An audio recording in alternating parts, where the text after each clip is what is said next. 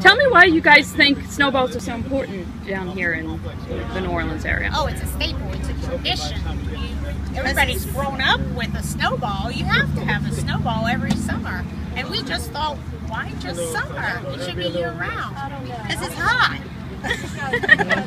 That's why. It's refreshing. Yeah.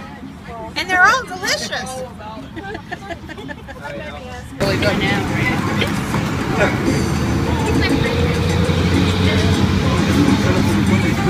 We don't use traditional block ice. We use ice that are cubed, I guess, so we fill it up, close it. I prefer to use the foot pump, and we have our little cone thing that we cup, and then we press up and it makes the traditional cone. Absolutely.